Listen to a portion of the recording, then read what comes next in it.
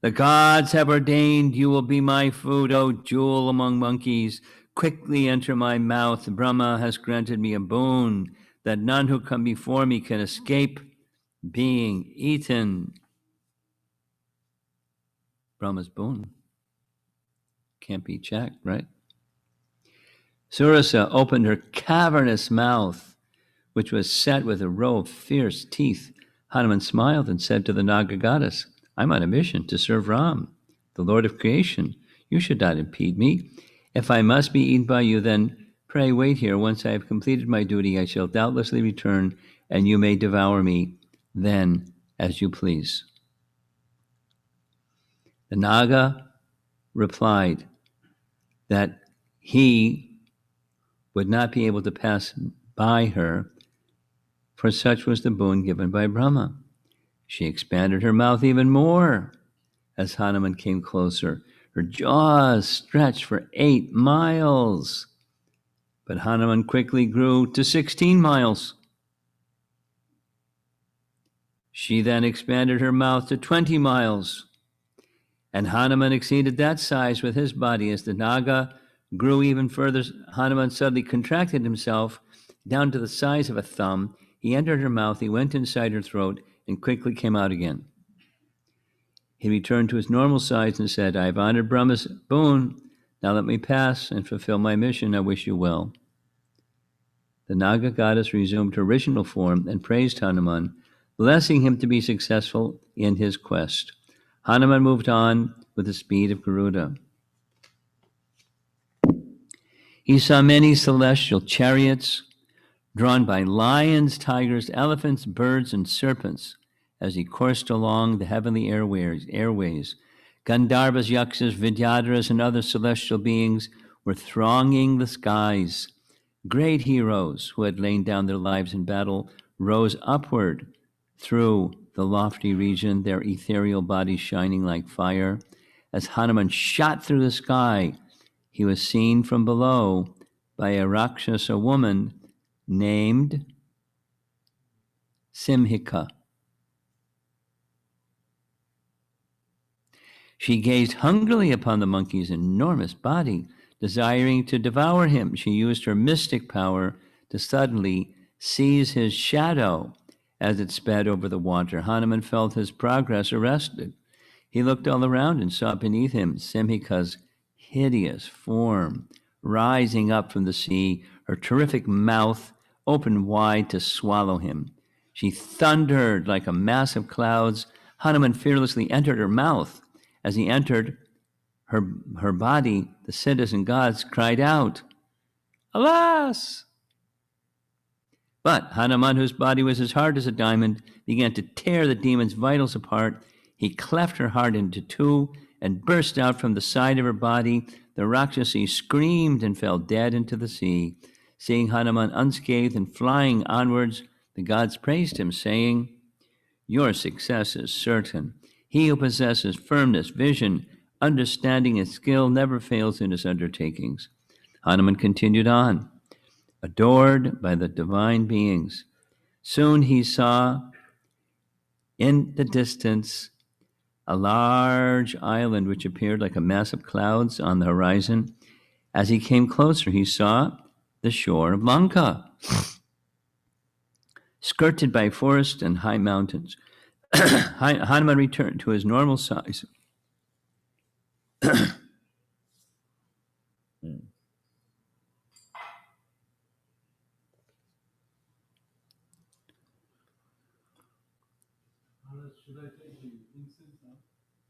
Mm-hmm.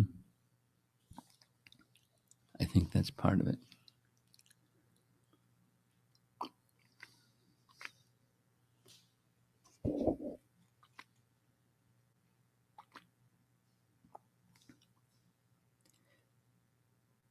Hanuman returned to his normal size in order to avoid being seen. Flying over the island, he came upon the city of Lanka, which was perched on the summit of Trikuta mountain. As he climbed down the mountainside, he considered how to best enter the city. Hanuman surveyed the region. It was covered with beautiful woods filled with flowering and fruit-bearing trees of all kinds. There were meadows and lotus ponds and pleasure groves of every description. The aroma of flowers wafted on cool breezes, and the sounds of various birds filled the air. Hanuman made his way to the edge of the city, which was encircled by a wide, deep moat. A golden wall ran around the city. Large pennants with small golden bells tied to them blew in the wind atop that wall. Ferocious Rakshasas ranged on the ramparts that ran along the wall. In their hands, they held formidable looking bows and other fierce weapons. Behind the wall, Hanuman could see lofty mansions and palaces, some golden and others as white as the moon. He climbed a high tree and gazed upon the city. Hundreds of tall and impressive buildings ran along elevated white tiled roads. In front of them were many wonderful golden archways adorned with flowering creepers. The city gate the city gave off a roaring sound and appeared like the capital of the gods. To Hanuman it seemed to be sailing in the air. Lanka, which had been constructed by the celestial architect Vishwakarma, was inconceivably splendid, and it awed Hanuman's mind. Reaching the northern gate, he sat and thought. He looked upon Lanka, which was guarded by innumerable gallant and terrible Rakshasas, as one might view a cave full of venomous serpents. As he gazed up at the high wall, Hanuman reflected, how would the monkeys ever overpower this city? For a start, only he, Sugriva and Angada and Nila, the monkey general, could even cross the ocean and reach there. Then there would only be 4 against an uncountable horde of Rakshasas, headed by the invincible Ravana himself. What would they do? Hanuman decided to first find Sita and ensure that she was safe. After all, those were his instructions. Then he could consider further action. He pondered deeply how to go about searching for the princess and yet not be discovered. Having taken such a great leap over the ocean, he did not want to fail now. It would be best to enter Lanka under the cover of darkness in an inconspicuous form. Hanuman decided to wait until sunset and enter the city as a small monkey. Going from house to house, he would locate Sita and then decide how to approach her. That night, the full moon rose in a clear sky, appearing like a swan swimming in a lake. Hanuman stood up, ready to enter the city. As he approached the wall, however, the presiding deity of Lanka came before him. She was fierce and ugly and gave out a horrible yell. In a discordant voice, she asked Hanuman, "Who are you, trying to covertly enter this city? You shall never be allowed to pass by me, oh monkey." Hanuman cared little for the Rakshasa goddess. He did not reveal his name, but rather asked her to first identify herself. She replied in harsh tones that she was Ravana's servant. She guarded Lanka and would now kill Hanuman for his insolence in trying to assail the city. Hanuman stood firm as a mountain. He replied that he would enter the city no matter who tried to prevent him. The Rakshasi immediately struck him with her hand. Unmoved by that blow and becoming furious, Hanuman clenched his fist and hit her, but without his full force, as she was a woman. Nevertheless, struck by Hanuman, the demon goddess fell prostrate to the ground. After some moments, she recovered and begged Hanuman to spare her. She revealed to Hanuman that Brahma had told her the end of the Rakshasas would come soon after she was overpowered by a monkey. That time had clearly arrived. The words of Brahma could never prove false. The time for the destruction of Ravana and the Rakshasas was nigh.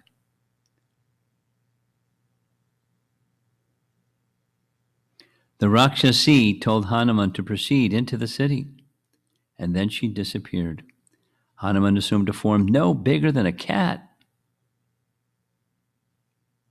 Springing up, he climbed over the outer wall and began to penetrate the city.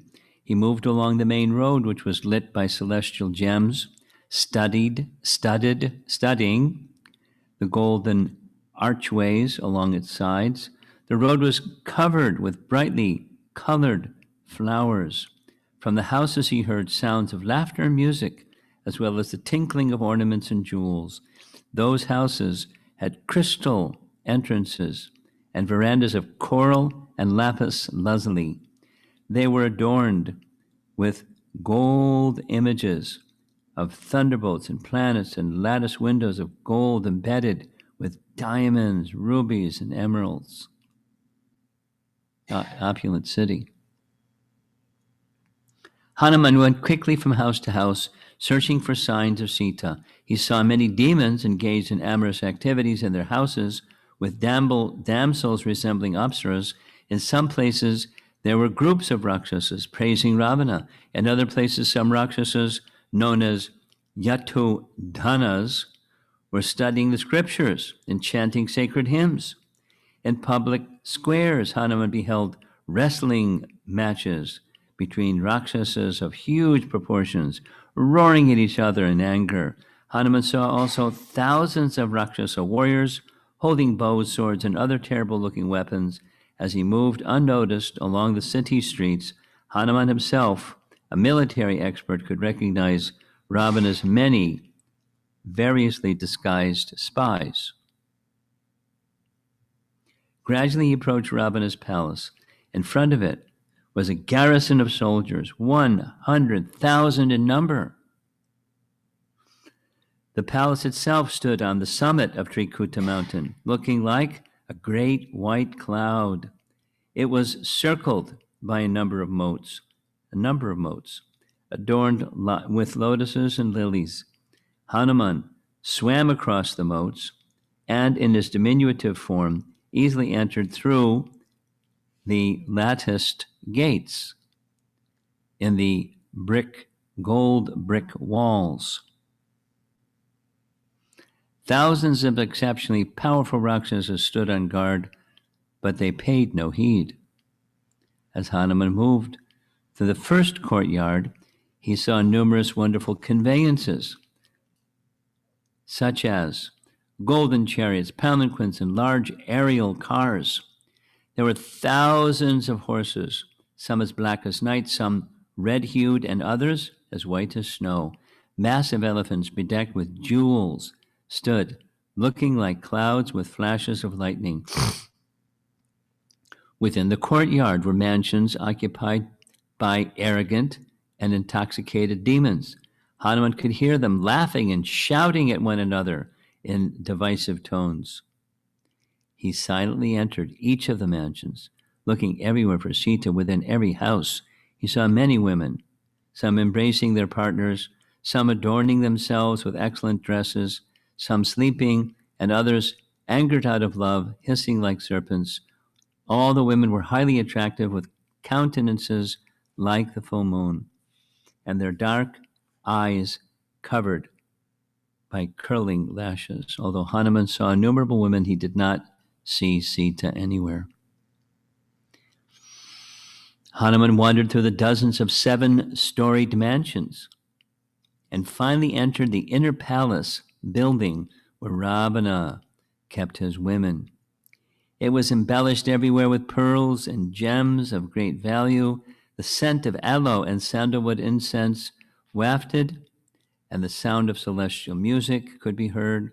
Hanuman padded over the highly polished marble floor, which was spread with celestial textiles. The walls were made of gold, decorated with silver carvings, studded with gems. Thousands of exquisitely beautiful maidens moved about, their tinkling gold ornaments sounding together like the gentle waves of the sea. Adding to that delightful sound was the deep vibration of meghas, Megha, and kettle drums. Megha? Somebody look it up in your Google Guru and see what they say a megha is. Megha. Mega is cloud. Cloud. Flower? Cloud. Cloud. A cloud. Cloud? Cloud. Megha. Mega. Megha, a cloud. Was deep vibration like meghas and kettle drums. Okay. Hanuman considered Ravana's palace to be the ornament of Lanka. In some rooms, he found galleries of heavenly paintings and carvings of every kind. Sometimes the palace opened out to large grassy enclosures with ponds full of swans surrounded by blossoming trees full of peacocks and other colorful birds. Hanuman saw sacrificial fires attended by ascetic Rakshasas who chanted Vedic mantras. Here and there were heaps of precious stones and other collected treasures. Couches, seats, and beds were of the most wonderful design and made of gold, coral, and celestial woods. With his mind awed, Hanuman moved on without stopping, intent on discovering Sita. He found the Pushpaka chariot lying in the center of Ravana's palace. It resembled a large mansion and shone like the midday sun. The chariot was embellished with every kind of celestial jewel and adorned with carvings of gold and silver, birds made of cat's eye, certain kind of stone, I think, as well as others fashioned by coral and silver, decorated the chariot along with lovely serpents made of jewels. Horses and elephants made entirely of refined gold stood on the sides of Pushpaka. There were large gold and crystal pleasure houses containing many excellent seats. That's on the Pushpaka.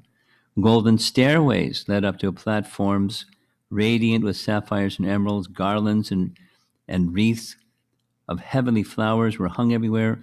Seen on the spacious central floor of the chariot was a large pond in which a number of carved elephants stood, holding golden lotuses in their trunks and offering worship to a breathtakingly beautiful form of goddess Lakshmi. Hanuman was astonished to see the mountain-like chariot which hung suspended in the air. The monkey moved on quickly, searching Ravana's apartments, which covered 4 miles in width and 8 in length. Everywhere were powerful-looking Rakshasas who held terrible weapons and looked alert in all directions. By his powers of illusion, Hanuman kept himself invisible to all the guards. He then entered Ravana's personal bedchambers.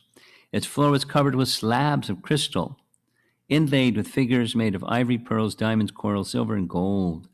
Large pillars of gems rose up to the roof, which was studded with innumerable jewels and looked like the star-spangled sky at night. On the walls were carvings of eagles with huge outspread wings.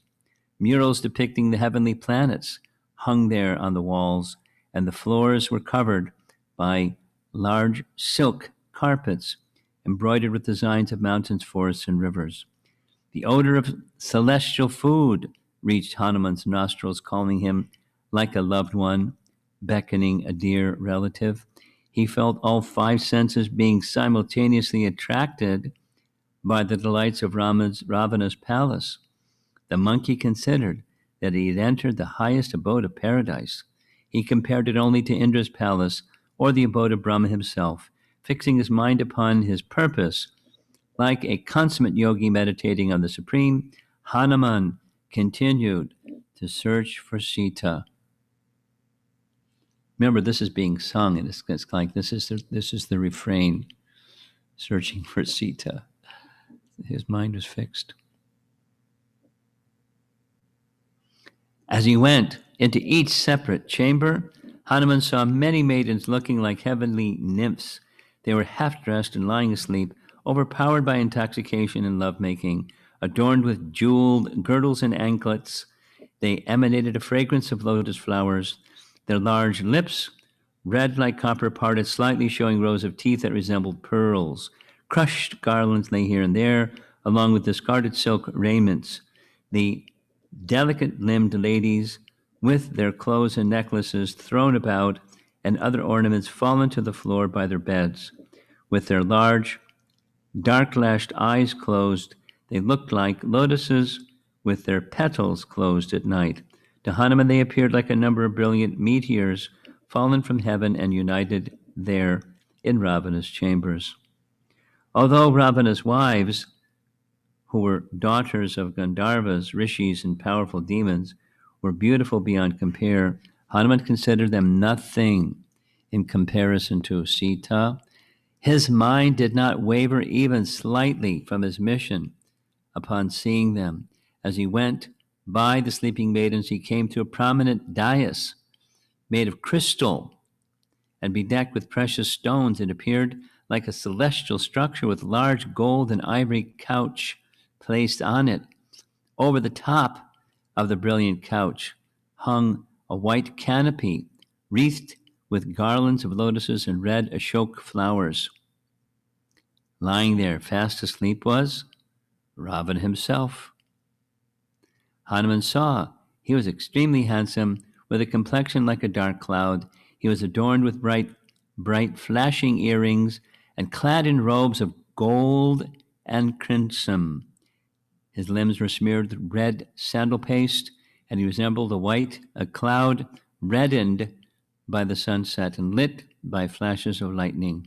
Decorated with garlands and jewels, he seemed like Mount Mandara, covered with clusters of trees and flowers. Hanuman looked with disgust upon the great demon, who lay snoring like an elephant. He shrank back and gazed upon the demon from a distance. Ravana, was only displaying one of his 10 heads and 2 of his arms. To Hanuman, those arms appeared like a couple of large, 5-hooded serpents lying asleep in a cave on Mount Mandara. They were well muscled and thick as tree trunks, scarred from the many battles Ravana had fought with the gods. On his head wore a brilliant diadem. Diadem. Diadem. Huh? Crown? Okay. Makes sense. That's not familiar with that word.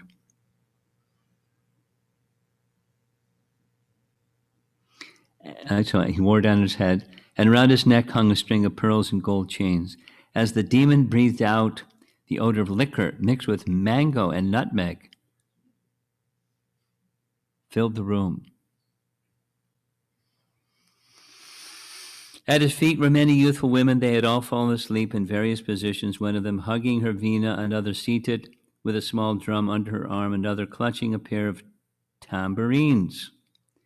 Next to Ravana on the couch was a lady of astounding beauty, golden complexioned with exquisite formed limbs, decorated with the best of jewels. Seeing her lying there, endowed with celestial splendor and the exuberance of youth, Hanuman thought for a moment that she might be Sita.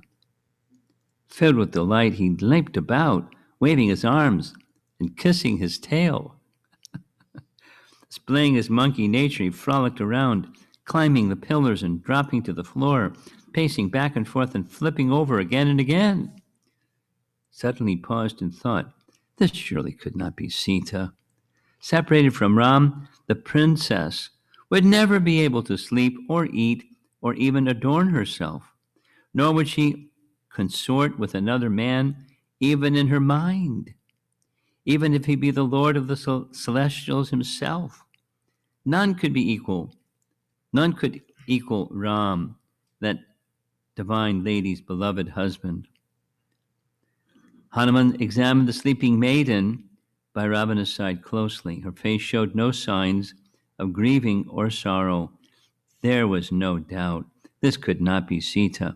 He moved on quickly, keener than ever to locate the princess. He continued searching Ravana's vast bedchamber. There were thousands of women lying everywhere. All of them were beautiful and adorned with blazing golden ornaments. Hanuman saw tables spread with every kind of food and drink, placed in gold and crystal vessels. The floor was strewn with celestial flowers and looked most charming, shedding a bright luster into the great hall.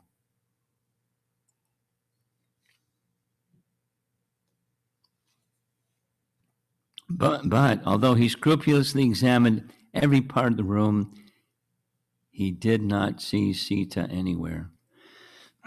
As Hanuman looked upon the many semi-clad women, he felt a grave misgiving. Was this not sinful? To look upon the wives of others, especially in such a condition, was always condemned by Scripture. Even looking upon the sinful Ravana, who had stolen others' wives, was itself sinful. Hanuman felt disturbed, but he considered his mission. Where else could he find Sita? He had to look for her among Ravana's women, and he had not looked at them with even a slight tinge of lust. His mind was steady, firmly fixed on Ram's service. It was not possible that sin could overcome him in such circumstances. Feeling reassured but simultaneously despondent and not finding Sita, Hanuman came out of the bedchamber. Where should he look now? How could he return without finding Sita? What would he say to Sugriva and Ram when they asked, "What did you accomplish upon reaching Lanka?" Maybe that sorrowful lady had died of grief. Or perhaps the Rakshas had devoured her. Hanuman could not bear such thoughts. He had to keep looking. If he could not find Sita, then he would fast until death. Thinking in this way, he went along the paths outside the palace. As he walked, he saw ahead of him the palace gardens. They had not yet been searched. Hanuman prayed to the gods that he might at last succeed in finding Sita. Now, it wasn't when we read yesterday, if I'm not mistaken, Sampati said she was in the gardens. So why didn't he look there first? It wouldn't be as exciting, I guess. He paused as he reached the gardens and thought of Ram. Thrilled at the prospect of finding the princess, he leaped onto the top of the surrounding wall. From his vantage point, Hanuman surveyed the lovely grove, which was lit by the moon. A sweet fragrance reached his nostrils as he looked over the large enclosure. He saw blossoming trees of every kind, as well as silvery creepers and golden shrubs. Flowers grew everywhere along the sides of the immaculate lawns. Peacocks and parrots perched on the trees, along with many other varieties of colorful birds. Hanuman ran quickly along the wall, carefully examining the garden. He jumped from tree to tree, and they shed their flowers, making the earth appear like a richly adorned woman. As he leaped, he awoke flocks of birds who flew upwards, shaking the branches of the trees and showering Hanuman with flowers. Hanuman moved impetuously, anxious to find Sita. He saw ponds of different shapes, full of lotuses and sleeping swans. There were bathing pools with golden steps leading down to them, and banks of fine sand made entirely of crushed pearls. Wow, fancy sand.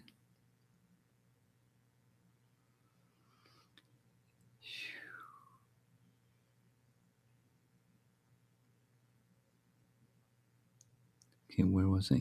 Rivulets ran between silver trees, covered over by flowers of gold. Fruits such as Hanuman had never seen hung from the boughs of the trees everywhere the monkey looked. He was wonderstruck at the opulence. In the center of the garden, he came upon a large simsapa tree. He climbed to its top and gazed around in all directions, eager to catch sight of Sita. At a distance, he saw a temple situated in a large grove of Ashok trees. Those trees, with their thousands of bright red blossoms appearing in every season, seemed as though made entirely of flowers. Simply by looking upon those splendid trees, a man would feel his grief dispelled. The lofty temple amid the trees was standing on 1,000 marble pillars. It looked like Mount Kailash, Shiva's glorious abode. Steps of coral rose up to a large terrace of refined gold. Hanuman spotted a woman lying near the temple. She was surrounded by Rakshasas and tossing about on the ground. Hanuman leaped through the trees to take a closer look. The woman was clad in soiled garments, but she was beautiful like a diamond covered by dust. Her slender body was smeared with dirt. She lay repeatedly, sighing and seeming distraught, her face streaked with tears. This was surely Sita. Hanuman felt his heart leap with joy, but it was agony to see her in such a wretched condition, appearing in every way like an eclipsed moon. Although fallen to the ground and weeping, she spread about her a golden luster. Enmeshed in a mighty web of grief, she seemed like a flame entwined by smoke. Her dark eyes, with their long black lashes, darted about helplessly like those of a fawn snared by a hunter. Hanuman gazed at her. He recognized the celestial yellow garment she had been seen waving. He had seen waving in the breeze when Ravana had passed over Rishamukh. This was undoubtedly the lady seized by that demon. The monkey gazed with sorrow at the princess. How powerful and scrutable was destiny. Sita was the daughter of a king and the wife of an invincible hero. Yet she was now suffering torment. She was gentle, kind, and always virtuous, undeserving of any pain. How then had she been placed in such terrible circumstances? It was inconceivable. Hanuman thought of Ram. How could he now best fulfill the Lord's purpose? Sita was difficult to approach because she was surrounded by hundreds of fierce Rakshasas. Hanuman examined them carefully. All of the Rakshasas were ugly and grossly misshapen. Some had one eye in their forehead. Others had huge ears that covered their bodies. Some had heads like boars, tigers, buffaloes, goats, deer, and foxes. Some had their head sunk into their chests. They were of all sizes, some very tall, other dwarf humpbacks. Some had the legs and feet of elephants, camels, or horses. Some had abominably long and twisted noses. Some had large pointed ears or fierce lion-like teeth. Others had hair down to their feet and hands with claws. The sight of the Rakshasas made one's hair stand on end. They clutched various types of weapons and stood or sat about Sita, watching all directions. In their midst, the noble princess seemed like the moon, besieged by malevolent planets. Hanuman thought carefully. He remained hiding among the boughs of the tree. Dawn was approaching, and the sky to the east was beginning to lighten. Just at that time, Ravana was being awakened. Musical instruments were played, and poets sang his glories. The demon rose up with his hair and garments in disarray, still intoxicated by the strong liquors he had drunk the night before. Immediately he thought of Sita. Quickly arranging his dress and adorning himself with every kind of ornament, Ravana went out of his rooms towards the gardens and made his way hastily to the Ashok grove. Behind him came 100 beautiful maidens, their large hips and breasts swaying as they struggled to keep up with him. They carried whisks with golden handles, oil torches, pitchers of wine, and pure white umbrellas. Their gold ornaments jangled together, and flowers fell from their hair and garlands as they ran. Moving behind the demon, they appeared like flashes of lightning following a cloud. Although he possessed great power, the evil-minded Ravana was a slave to his lusty desires. With his mind fixed upon Sita, he passed through the golden, gem-encrusted arches at the entrance to the Ashok grove. In a godlike human form, he headed straight for the place where Sita lay, longing to get another sight of the divine princess. As he walked, he composed poetic phrases in his mind to win Sita over. Hanuman, concealed in his tree, heard the tinkling of ankle bells approaching. He looked around and saw Ravana making his way along the path, illumined on all sides by bright torches. The demon moved quickly with his slanted coppery eyes staring straight ahead. He was adjusting his upper garment of pure white silk, embellished with flowers and pearls. Preoccupied with his thoughts of Sita, he got his golden armlet entangled with his necklace of shining jewels, and he struggled to release it as he strode along the path. Hanuman remained completely still as Ravana passed by the tree where he was hidden. Once the group of women had passed him, however, Hanuman leaped down and silently followed them toward Sita. The monkey hid behind the trunk of a large tree close to Sita and cautiously peered around it to see Ram's glorious consort seated on the ground, trembling at the sight of Ravana approaching her. Her knees were drawn up to her chest, and she held them tight with her arms.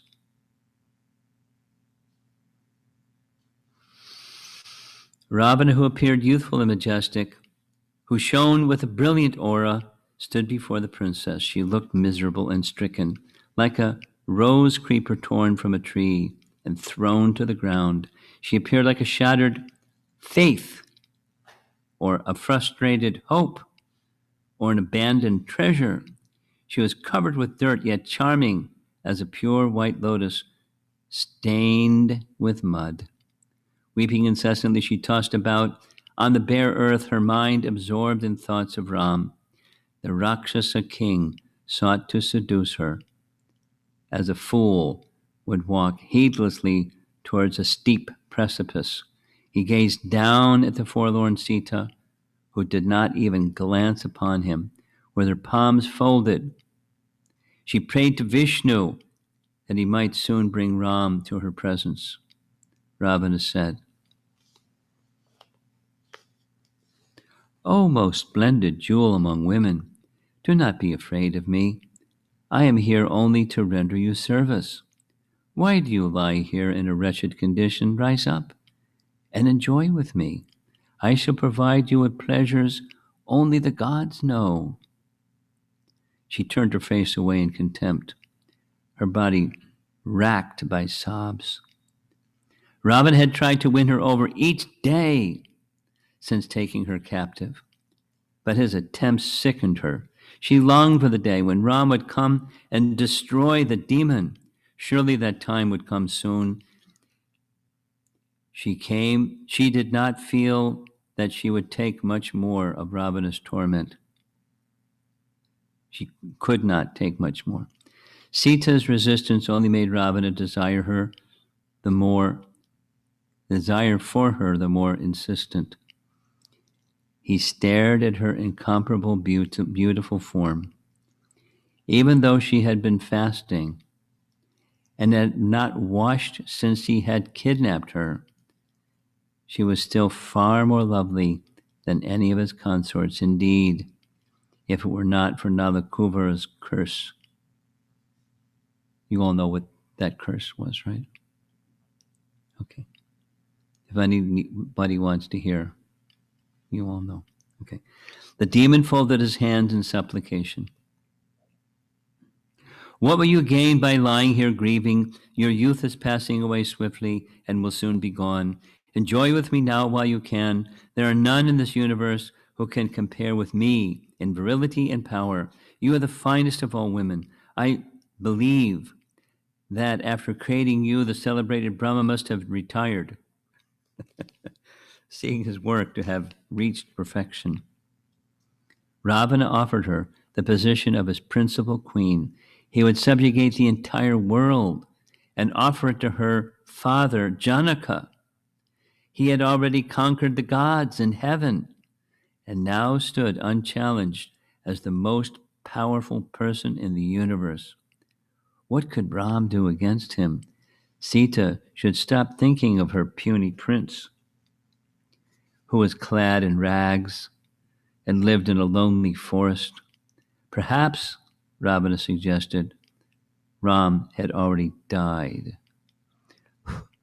There was no chance that she would ever see him again.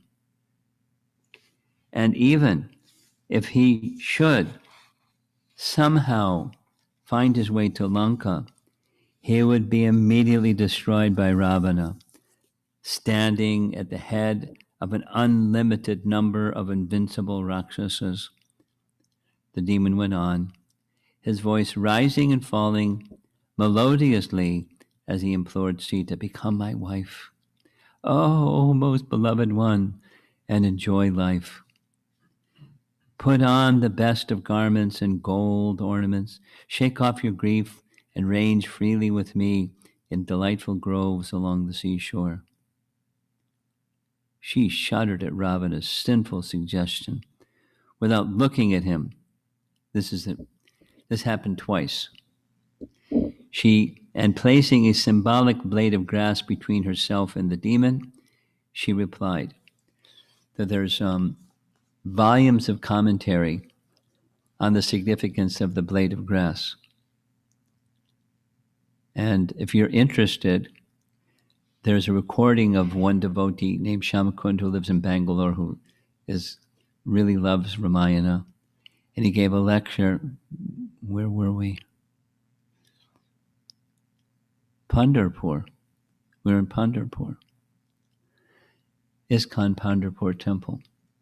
And he was speaking on this, and it's all recorded. Details and details. 19 different reasons. It's really beautiful. So she placed a blade of grass between her and Ravan. And she replied, give up your futile hope. You no more deserve me than a sinful man deserves perfection. How do you expect me to perform an act condemned by all pious women? How do you imagine that I will rest upon the arm of any other man after I have once rested upon Ram's arm?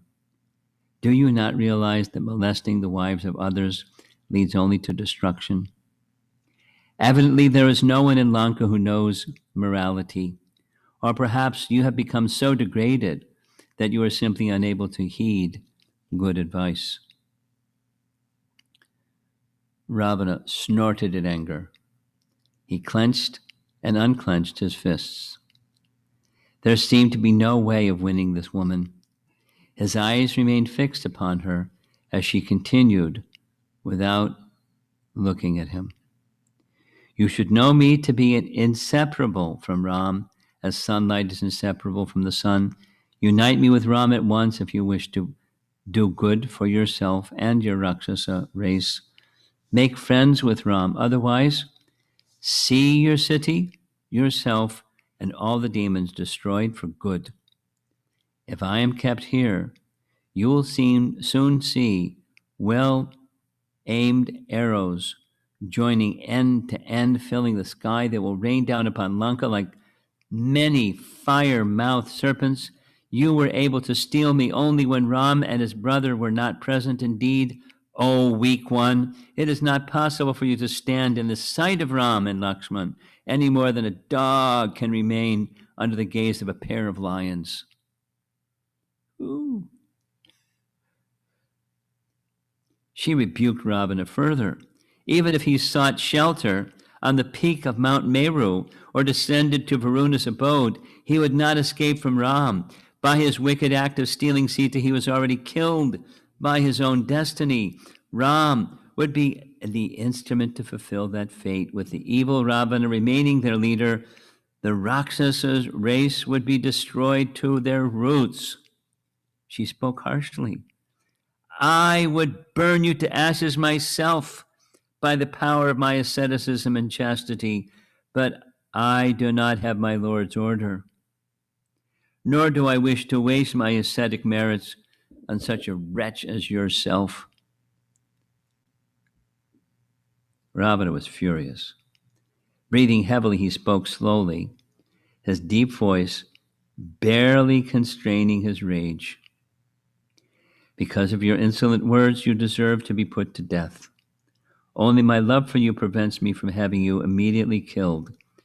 You have a few more months left of your 1 year reprieve.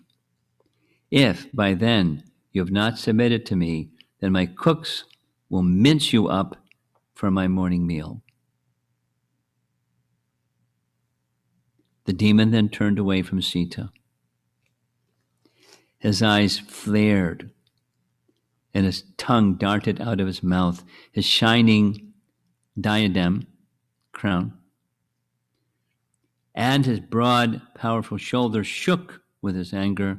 His red robe swirled about him as he walked away with his large, reddish gold earrings swinging back and forth. With his dark blue waistcloth, he appeared like a mountain topped with crimson oxides and lit by lightning bolts. As he left the grove, he turned to the Rakshasas. Use whatever means you can to change the princess's mind by soft words, coercion, and threats. Force her to submit.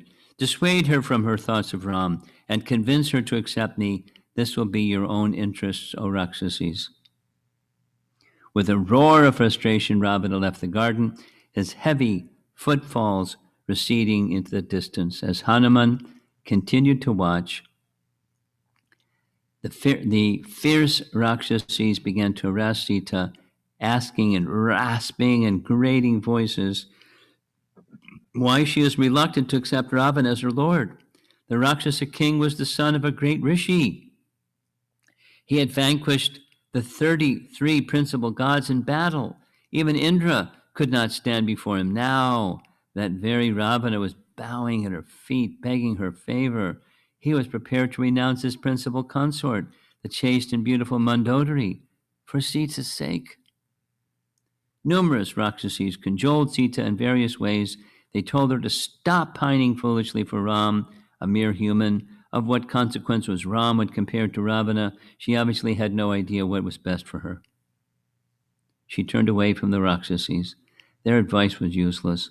She could no more abandon Ram than heat could abandon fire. She spoke with tear-filled eyes. Devour me if you will. I will never become Ravana's wife. As Sachi waits upon Indra, as Arundhati upon Vashishta, and Rohini upon the moon god, I will always wait upon my Lord. The Rakshasas were filled with rage when Sita rejected their counsel. They resorted to harsh and threatening language, licking their protruding lips with their dart-like tongues. They raised their axes and other weapons at Sita. Sita stood up and walked toward the tree where Hanuman was hiding, with a group of Rakshasas surrounding her and intimidating her. Seeing her approach, the monkey quickly climbed up into the branches of the tree. As he looked down from the tree, he saw Sita severely afflicted by her Rakshasi guards. They spoke fiercely. Submit to Ravana, O princess. At this very day, I shall tear out your heart and eat it. Brandishing a huge dart One Rakshasi said, "For a long time, I have wanted to feast on your liver and spleen, as well as your swollen breasts, and indeed all your limbs." Just a page and a half left. Hanuman, burned with anger, he felt the impulse to leap down amid the Rakshasas and immediately thrash them, but he restrained himself, intelligently waiting for an opportunity to speak with Sita. If he revealed himself now, there would be chaos, and the chance to reassure Sita would be lost. Continuously tormented, Sita fell to the ground weeping. She cried out to the Rakshasas, "A human woman is not fit to be wife of a Rakshasa king. Therefore, finish me now, O Rakshasas, end my misery." She embraced the tree, calling out Ram's name. Her face was pale, and she shook with sobs. As she tossed her head about, her long braid of hair writhed like a black snake. She wondered, what kind of sin must she have committed in her past life that she must now endure this suffering? If it were not for her longing to again see Ram, she would have ended her own life. How could she endure another visit from Ravana? She turned to the Rakshasas, who were still threatening her as she lay clutching the tree. "Oh, wicked ones, I would not touch Ravana even with my left foot. That evil one should understand it now. I would not go to him even under the threat of being transfixed, hacked to pieces, roasted in fire, and hurled down from a mountain peaks." The princess thought continuously of Ram. Why had he not come to rescue her? Surely he had not abandoned her. Perhaps he did not know where she was, but Jatayu must have told them. Or maybe the bird died before getting the chance. If Ram knew her to be in Lanka, then without doubt he would have reduced the city to ashes by now. The ocean would present no problem. Ram's fiery arrows would dry it up in an instant. But what if Ram had perished from grief? Being unable to find her, Lakshmana would also die, seeing his brother gone. Maybe after losing her, Ram had practiced yoga and become detached from worldly things, such as love for his wife. But that could not be possible. In one like Ram, he would never become detached from his duty. Protecting one's wife was always the duty of pious men. Sita lamented, thinking only of her husband. She envied the perfect mystics who had transcended the dualities of happiness and distress. For them, the loss of relatives did not cause any sorrow, nor did they long for any pleasing thing. If only she could experience their peace. As she lay absorbed in such thoughts, a Rakshasi named Trijata stepped forward. Trijata to the rescue.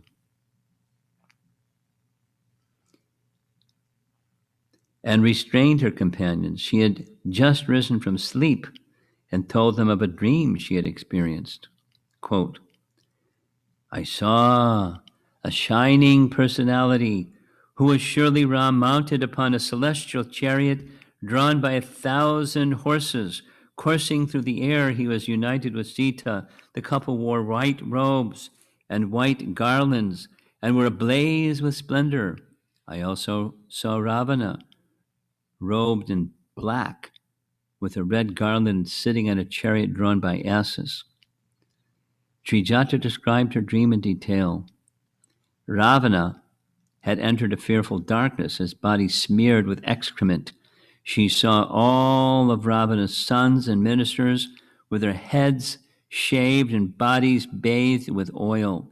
She saw Lanka being set alight by an agile monkey, and all the Rakshasas disappearing into a pool of cow dung. Last paragraph. The Rakshasis knew the science of interpreting dreams. It seemed from Trijata's dream that a great calamity was about to befall Ravana. Sita was heartened by Trijata. She sat up, and as she did so, she felt her left eye throbbing and her left arm palpitating. This was an auspicious omen. That omen, along with Trijata's dream, gave Sita hope. She felt that Ram must surely be near.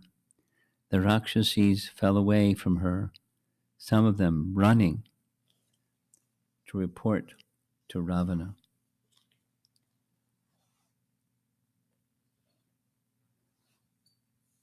Pretty exciting.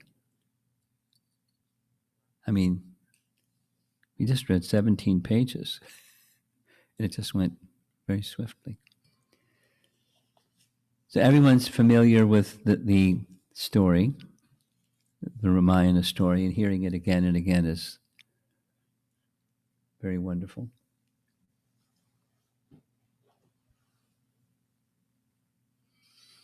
Just one comment, because of the time, I'll restrict myself a bit.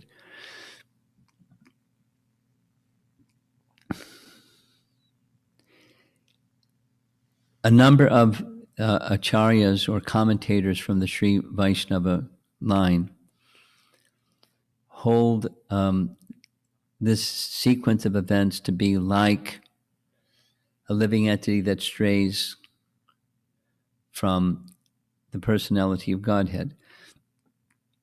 From the point where Sita starts contemplating something that a conditioned soul contemplates, that is, enjoying separately. When she saw the deer, it was all about how she wanted to enjoy the deer. It wasn't about Ram, it was about her enjoyment of an object.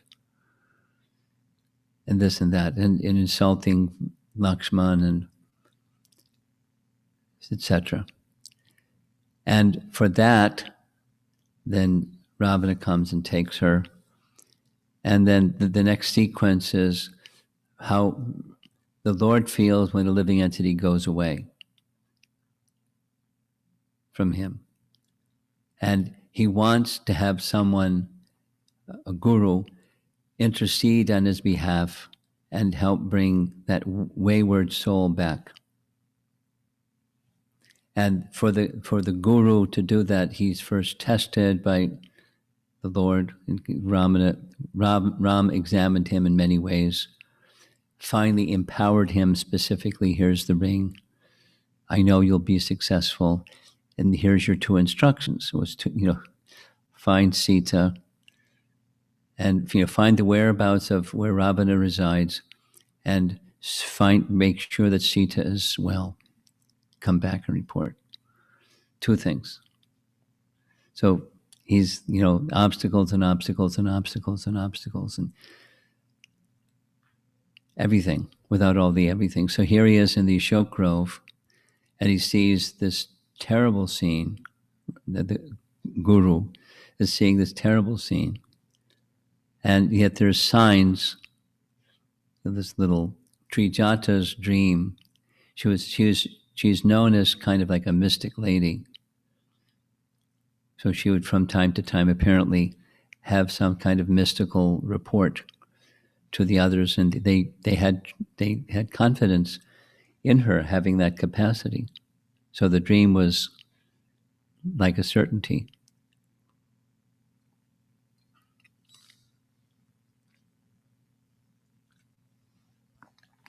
Although ordered by Ravan to do a certainty, and they're subservient to Ravan.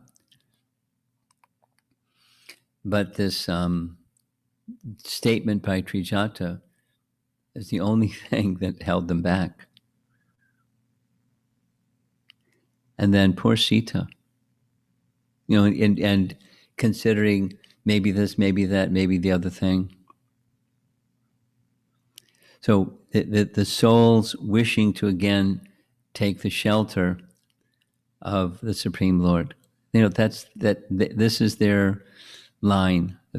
a number of Sri Vaishnava Acharyas.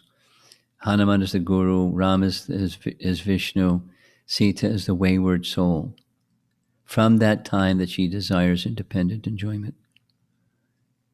So in desiring independent enjoyment, it's very problematic. It leads to a lot of trouble. And now she's, learned her lesson, but it's not just, okay, the lesson is learned and now you do a U-turn. Because we also, to a degree, have learned our lessons. We're reading in the morning from Uddhava Gita. Really nice section. It's like Bhagavad Gita. It's Krishna's. The rest of the Bhagavatam is about Krishna, except this section. It's Krishna about Krishna. And a big obstacle we're reading for 3 chapters is attachment to being the enjoyer of temporary things, the senses and sense objects, and finding happiness over there in sense objects. And then hearing it again and again, it's still the tendency persists. Now, with Sita's case, it isn't persisting.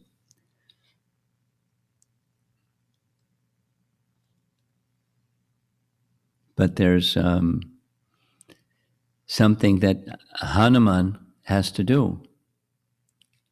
He has to reassure Sita, that's coming tomorrow, reassure Sita all kinds of ways. And finally, when that confidence in his being Ram's messenger and the message itself is secured, it's a function that we all have to play. No, not just, the guru in the traditional sense of guru, but each of us in interaction with others to help them restore their confidence in taking shelter. And, it's not easy.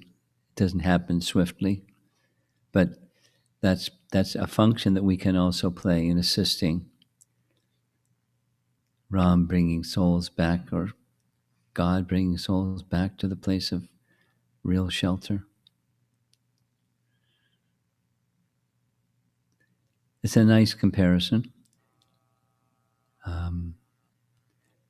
According to these acharyas, the whole of Ramayana is a treatise on surrender. Different features of it, different features of the process of surrender, but the process of surrender. And this is a big one. And the function of guru to restore that position. Okay, so let's see if there's some discussion. It's already 7 minutes before 8. We have some portable microphone in the back. There's a hand up.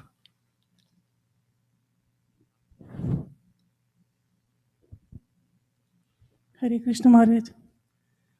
As we all know that... This is a unidirectional microphone. You have to hold it like that. This. There we go. Thanks. Okay. Hare Krishna Maharaj. As we all know that His Grace Pankajangri Prabhu has left his body. Could you give some comments about him? About Pankajangri? Sure. Did you happen to read what Madhavananda wrote? Do you know who Madhavananda is? Disciple of Gaur Govinda Maharaj that lives in, he used to live in Bhubaneswar, now he lives in Puri. He wrote something.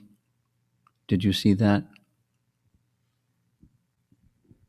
Was it on the Facebook, Maharaj? Huh? Was it on the Facebook, or was it on I can forward it to somebody. I'll forward it to you, Aradhita, and you forward it to whoever, her and whoever else. You forward it to her, she can give to others. It's very short, and something. You're asking something. Yeah, he writes, I feel no sadness in my heart for Pankajangri's departure because it was glorious. The life that he lived, the way that he left his body in the Holy Dham. We know his destination from Scripture. He was dear to Prabhupada. There's another little Prabhupada's deep appreciation of he and Jananivas. They're really good. They don't know anything about other than deity worship. That's their life, and it's been like that for umpteen years. So, it's a glorious life and a glorious departure. So his, I feel no sadness on his behalf. I feel sadness for the people who are feeling sadness in his physical absence, because he, such an elevated person to associate with. But so aside from what we're feeling, someone's departure is wonderful that in that circumstance.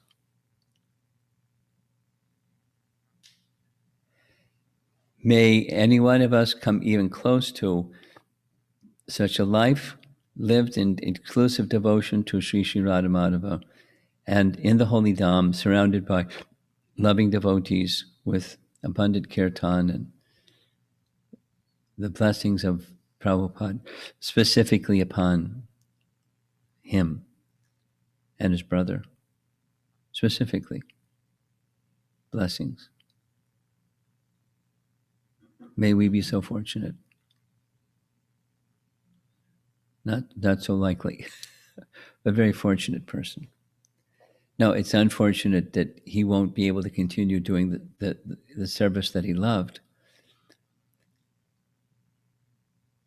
But everyone has to go, and he went to the right place.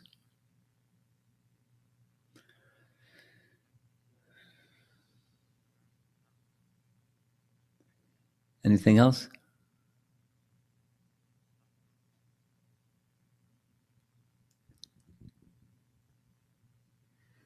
Thank you, Guru Maharaj. So, about the analogy that you just commented on, being Mother Sita diverting her attention from Lord Ram, and Could you turn that speaker so it's facing to me?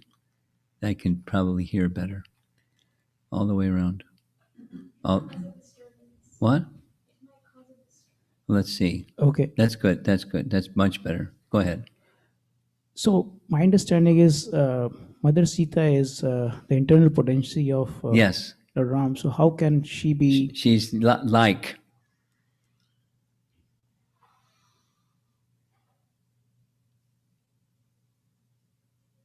She's the internal potency. She's not a jiva. So how can her divert? How can she be attached to deer or?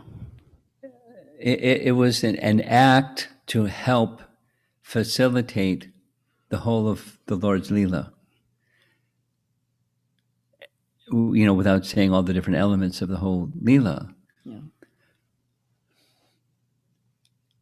It brought about the destruction of the whole Rakshasa race. Rakshasas don't normally inhabit the earth. At that time they were, but they have their other residences in other realms. But they were overrunning the Earth planet, and it was part of the plan to rid the Earth of the Rakshasas. So, how is it? By the inspiration of the Supreme Lord. So it's just a Leela. That's. Yes. Thank you very much. And to help us understand all kinds of things, the consequences of separate enjoyment, etc.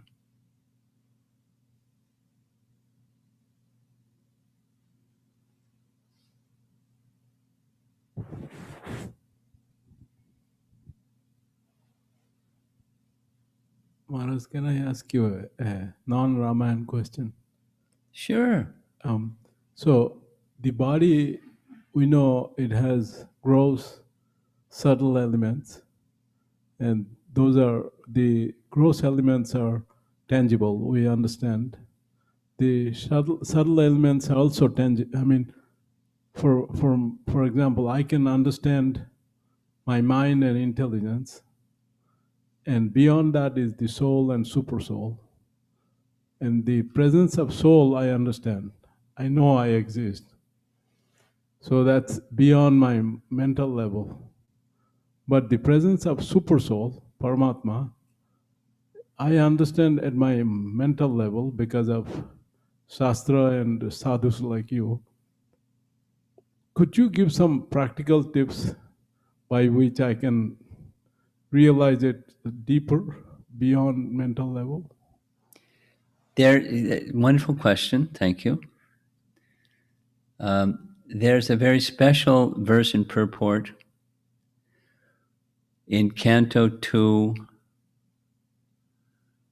and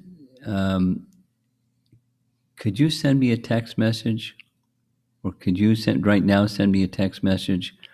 Remind me to send to you that verse in purport so you can forward it to our host here.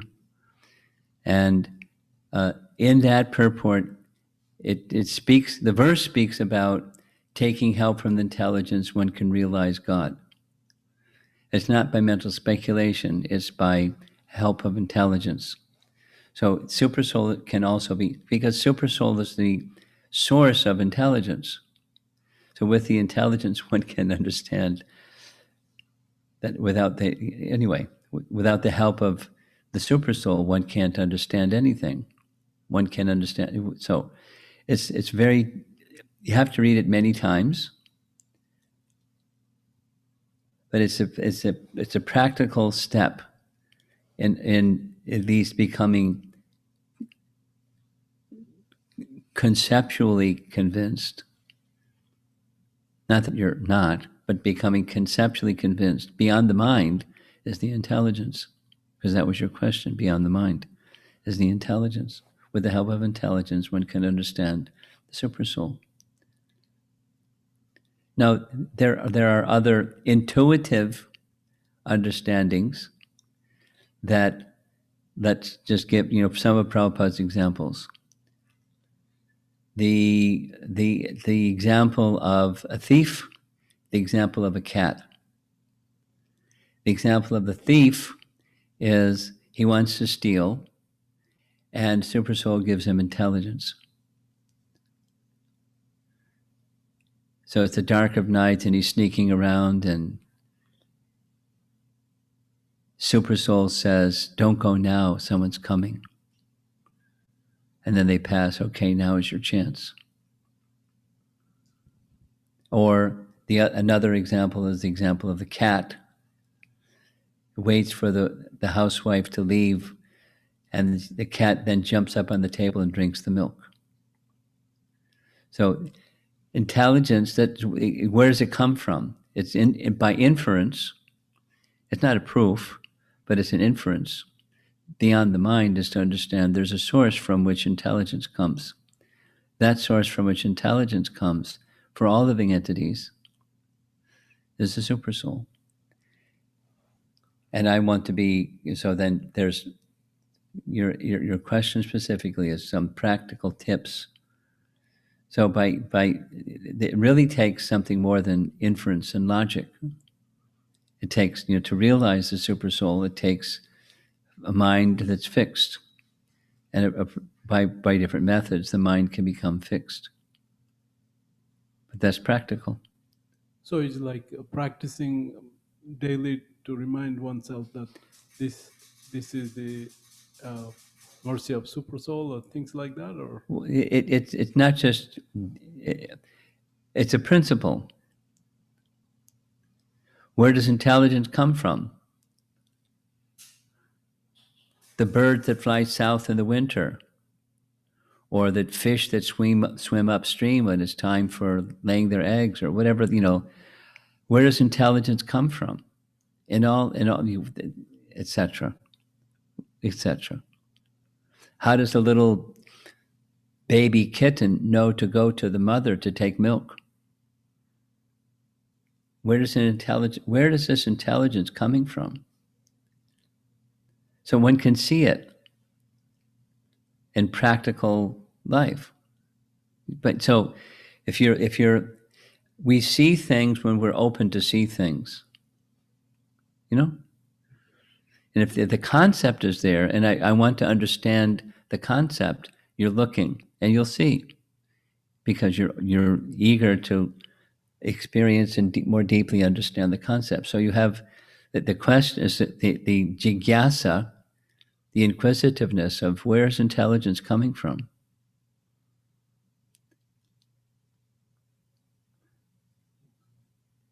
I'll give here's another example. It depends, there's different levels of sophistication in asking that question.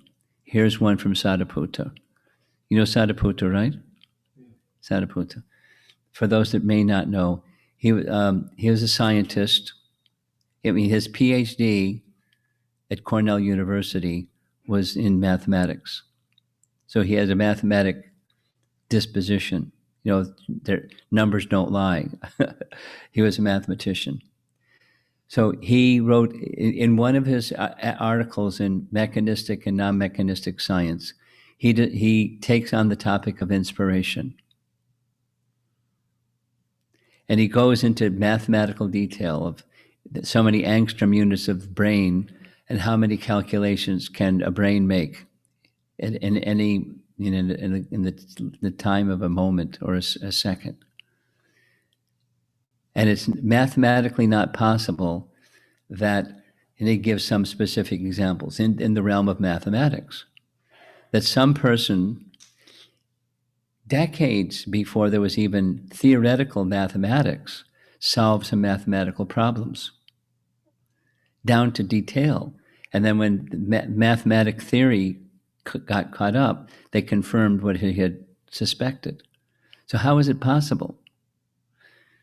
Or, other examples and other examples. How did Mozart, who would get up in the morning and go for a walk and in his mind appeared a whole symphony, come back and write it down? So how did that happen? Where did that intelligence come from? It doesn't come from angstrom units of brain and brain cells. It doesn't come that way. Where does it come from? Mathematically, it's just not possible. It cannot. So my thinking is, how do we sink this idea deep into? The answer is the same. There's if you're deeply asking the question, you'll see the answer. Because you're deeply asking the question, the doors will open. It's just how nature works. When you look at the world through a lens, that's what you see. It's how spiritual reality works. It's how material intelligence works. It's the principle of life.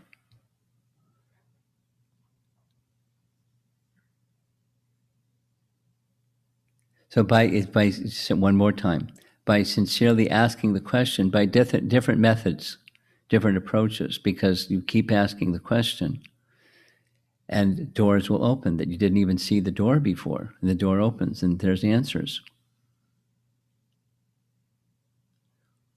The biblical saying is, seek and ye shall find. But the Vedic principle is Brahma Jigyasa. So just take one piece. Where does intelligence come from? Because we know from Bhagavad Gita, Super Soul is the source of knowledge, remembrance, and forgetfulness. Intelligence comes from Super Soul. Intelligence in the cat, the intelligence in the thief, and the intelligence in Mozart, and the intelligence in whatever that fellow was that came up with mathematical solutions decades before there was even theory to deal with it. And it happened in a flash, like poof.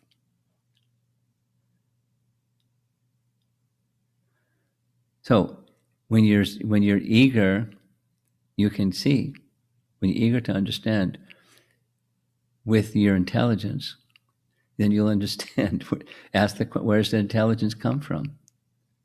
How am I going to understand the answer to this question? You keep asking the question. You'll hit walls, but then you'll also see some doors open. And that's just the empiric approach. What to speak of a deeper approach of let's take the statement, the name and Krishna, the person, are different, non-different, because of his absolute nature. So one may contemplate that. Bhaktisiddhanta says the mind cannot understand that. The human mind cannot understand that because it's transcendental. But it's knowable. But if you keep asking the question, and how is it knowable? He gives the answer how it's knowable. By sound. By eagerness, it's the inquisitiveness again. By the eagerness to connect through sound with Krishna, the mind becomes captured. And when the mind becomes captured, then you can go beyond the mind. You get the experience. The name and Krishna are non-different. But otherwise, it's beyond us to understand and to know. But one can experience it. But you have to want to. Otherwise, it's not going to fall from the sky. I mean, Krishna could give causeless mercy and one becomes a Kripa Siddha. But so it's the eagerness to know, and then one can know. So it's practical. But it's not just a prayer you may say in the morning or something. It's your whole being. And bhakti is to bring us to that. We're all practicing, all of us in the room here, we're practicing bhakti in different stages. So it starts with some inquisitiveness, some faith, and some etc. Sadhu Sangha, Bhajana Kriya. So now how to get to the stage where we can understand more than what we understand today. Mercy and the eagerness to make that connection stronger. That's practical. Those are some practical tips. Thank you, Maharaj. Okay. Anything else? Ramayana related, hopefully. How are we doing online? Something? There's one? Okay. Pass the microphone forward. Anyone else in the room want to say something? You have to just wave your hand. We'll take care of.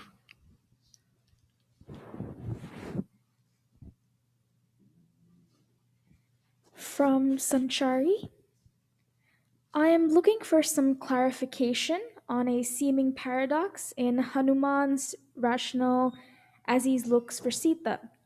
On one hand, Hanuman recognizes that Sita's virtue would set her apart from anyone else. On the other, Hanuman still looked in Ravana's bedchambers and mistook one of the ladies for Sita, which seems inconsistent as one of Sita's most beautiful virtues is her chastity. How do we understand Hanuman's thought process here, especially as his position is that of a pure devotee?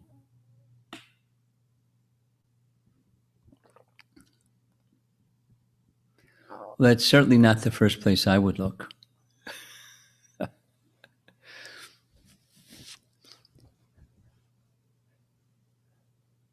And it's not like a fiction story that it makes the story more interesting by Valmiki writing this, so now we get a picture of, the different places in Ravana's personal life. That would be a good literary reason, but that's not why he's writing what happened. And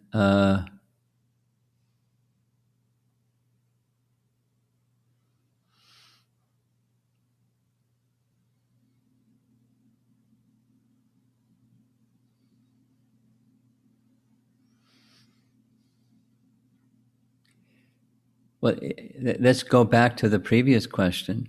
The intelligence that was given to Hanuman was supplied from what source? From Supersoul.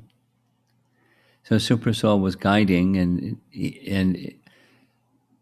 Hanuman was exercising according to the guidance, just as we are doing, according to whatever intelligence Supersoul gives. It's, of course, Guru and Sadhu, but Supersoul gives to us and as we move along the path of life. So we're acting to the best of our capacity. We're not pure devotees. But a pure devotee, Hanuman being a pure devotee, is still following the same principle.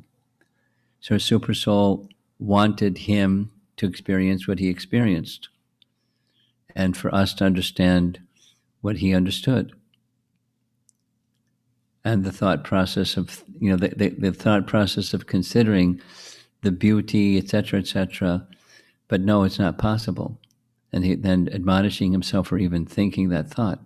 So it's to help us understand, one of the reasons, is to help us understand we may think some foolish thoughts, and we may also admonish ourselves for thinking such a foolish thought of whatever it might be. It's instructive. You can say Krishna, and Lord Ramachandra is using Hanuman to instruct us in what to do when you're engaged in service and you think a bad thought about something. How do you do the course correction?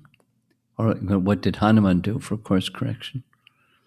But it seems because it's repeated, repetition gives a hint that wherever he was going, he had one intention: find Sita.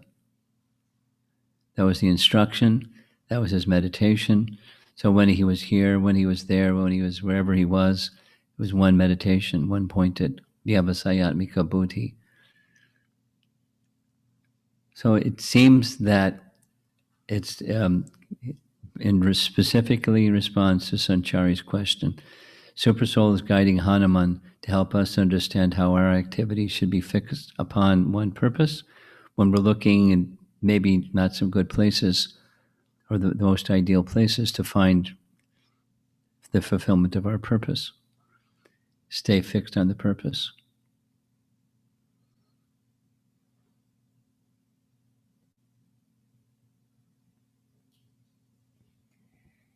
Next question from Amara Devi Dasi. What is the role of supersoul or intelligence when one is confused or has hazy vision? When one does what? When one is confused or has hazy vision? One has hazy vision. Hazy vision. What's the role of intelligence? Supersoul is sending the signal, but we got the signal blocked. He doesn't give us, silly signals. We have the signals blocked. Due to our attachments, we'll get some alternative reading when our vision is hazy. So, yayatamam prapadyante tangstadaiva pajamyaham. That's how to understand. It's our regard for Krishna is going to give us intelligence that's maybe hazy or sharp, depending on our intention and what's important to us. And if we've got the wrong idea, then we'll get intelligent how to steal or how to jump on the table and get the milk, depending upon your disposition.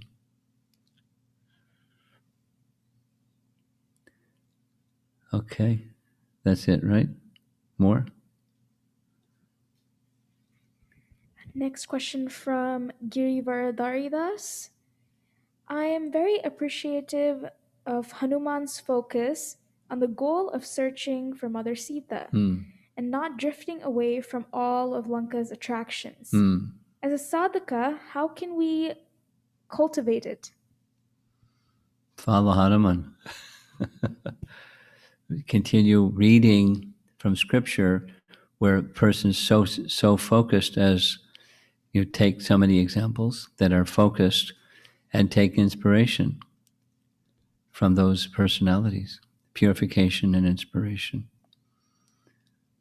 It works that way. Anything else in the room? Yeah. Okay, fine.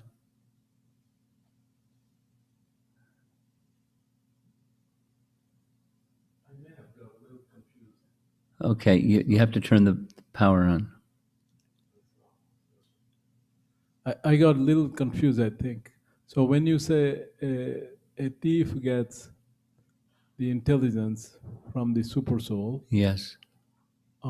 but the a thief becomes a thief by practice.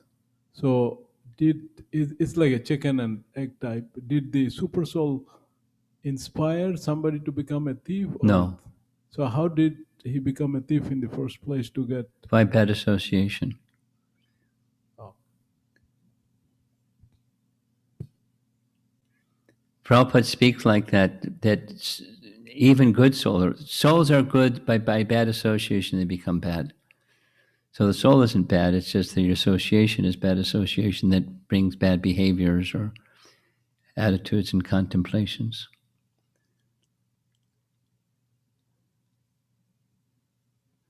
That's it. You're letting me off easy. Okay, in the back, way in the back.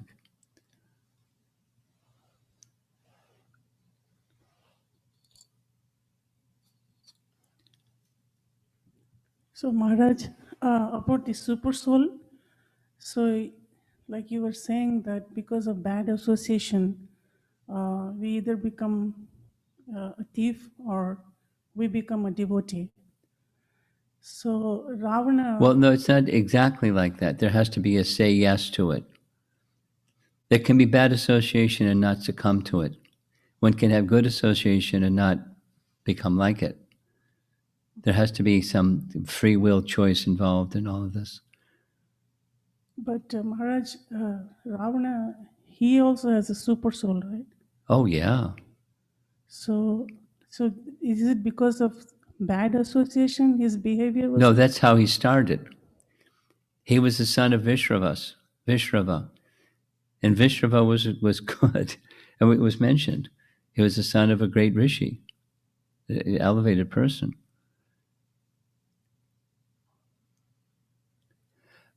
But again, in the same token, Prahlad Maharaj was a devotee, right?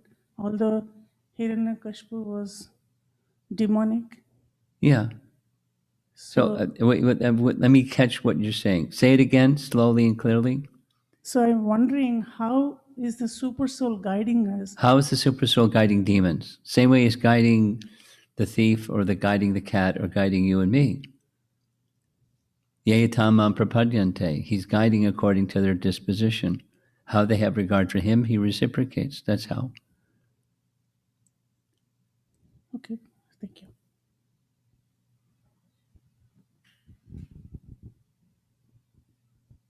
Done. There's one more? Done. Aradhita, is that it? Okay. Okay. Srila Prabhupada ki Jai.